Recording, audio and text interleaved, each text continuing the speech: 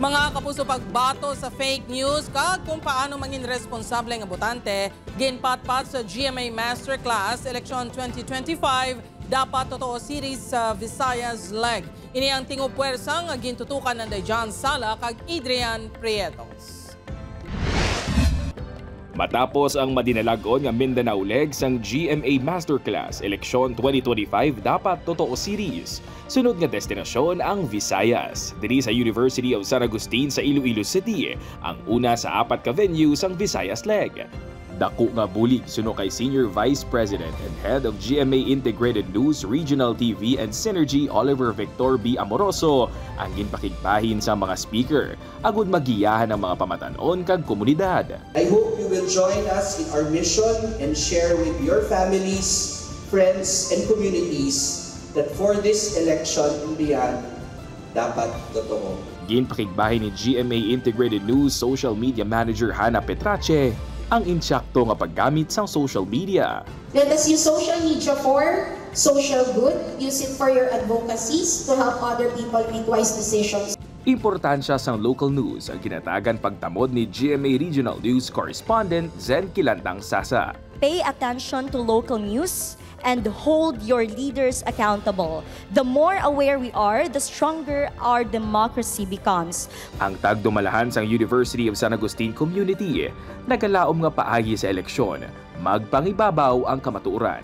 It is a sad reality that this truth, whom we believe, has becoming relative. That when we are not careful of, it will enslave us. Magluwas sa mga estudyante sa University of San Agustin, nagtambong man ang senior high school students sa University of the Philippines, Visayas. After learning a lot here in the session, I am more wise and more encouraged to vote. Gindagsa man ang Santuario de la Salle sa University of St. Tasal, Bacolod.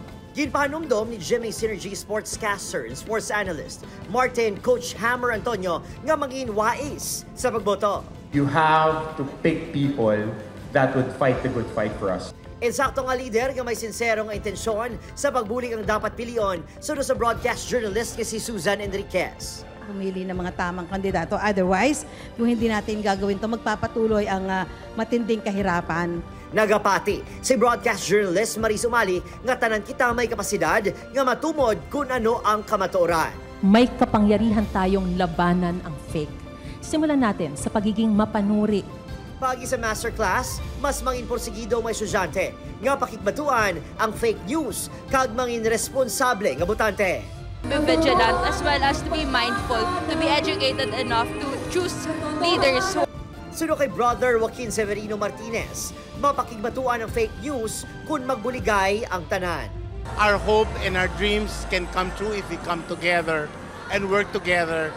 Sentro man sang GMA Masterclass Eleksyon 2025 Dapat Totoo series nga kaupod namon kamo sa aton panata kontra fake news campaign.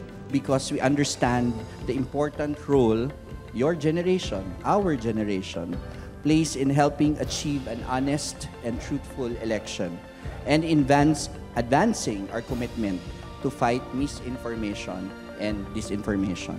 Nagdugang sa madinalago ni Hilikuton ang vocal prowess ni The Clash Season 4 Grand Champion Marian Osabel. Samtang nagserbing host si GMA Synergy Sportscaster Martin Javier. Adrian Prietos, John Sala, One Western Visayas.